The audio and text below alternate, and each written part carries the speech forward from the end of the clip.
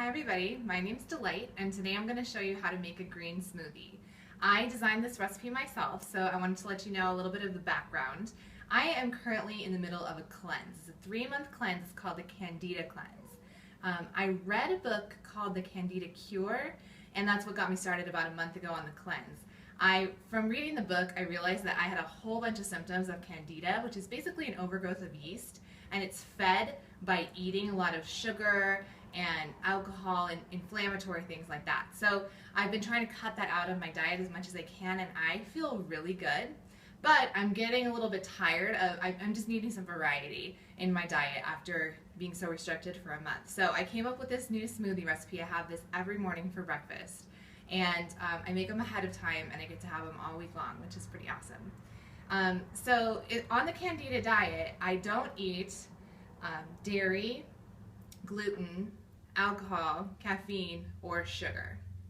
And so it's pretty interesting. Like I said, I feel really good, but I do feel kind of restricted. So when I don't even eat very much fruit just for this 3 months. So what I decided to do was make a smoothie that doesn't have any fruit in it, because I wanted to be able to save my serving of fruit for like a dessert or a special treat in the afternoon versus having it first thing in the morning and not having anything sweet for the rest of the day. So I made this vegetable smoothie, and I think it tastes good. Granted, my students at school where I teach think it's disgusting when I drink it every day, but I don't care. I love it. So if you want to put fruit in it, if you want to play with it and make it your own, great. I think it's good with the vegetables, and it's less calories, it's less sugar. It's awesome. So what I put in instead of fruit, I put carrots. And these were frozen carrots. I got them on sale at the grocery store this week. It was pretty awesome. So I just put some frozen carrots, about half a cup.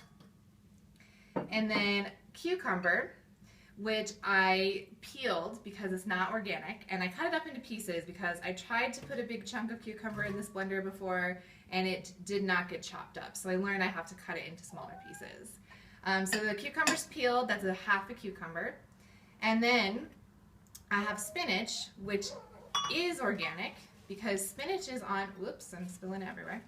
Spinach is on the Dirty Dozen list. Let's put these guys over here.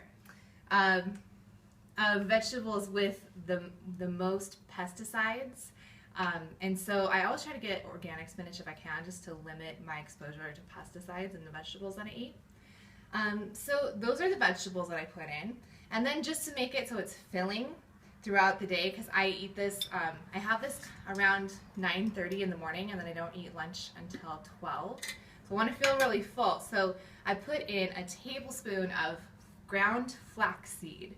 And I love this stuff. I think it tastes so good. It tastes, well, because I don't eat gluten anymore, it tastes like a little bit of wheat flavor to me, a little bit of nutty flavor, and it has a ton of omega-3 fatty acids, which are really good for you, and anti-inflammatory, which is what I'm trying to achieve.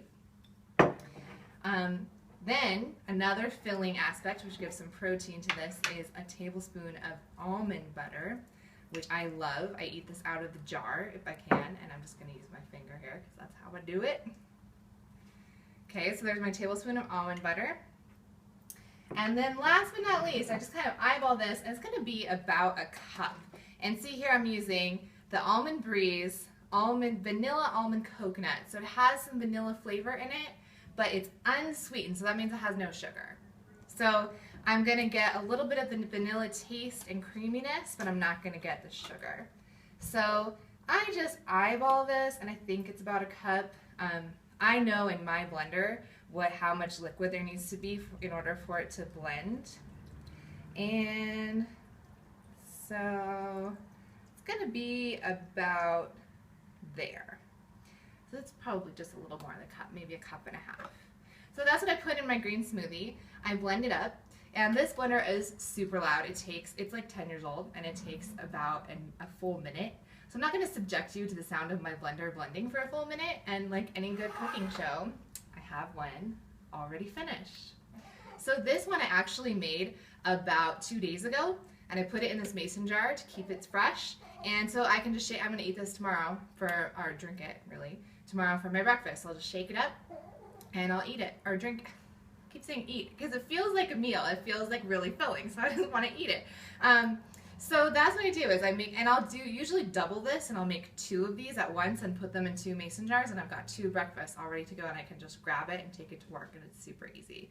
So I'm loving the smoothies because they're filling, they make me feel good, they're really easy to prepare ahead of time and grab when you go to work. So one more suggestion I have is if you have more of a sweet tooth than I do, like I said, I haven't eaten sugar in a month, you might not think this is sweet enough. And one thing I can suggest is stevia. That is the only sweetener I eat right now. So this one is drops. It's vanilla stevia drops. So you could try putting a few drops of stevia in there, or like I said, add in some fruit or make it your own. But this is awesome, I think, because there's no sugar, no fruit, no dairy, and no gluten. So it's got tons of vitamins. It's really good for you. It makes me feel great. So I hope you try it. I hope you like it. And thanks for watching today.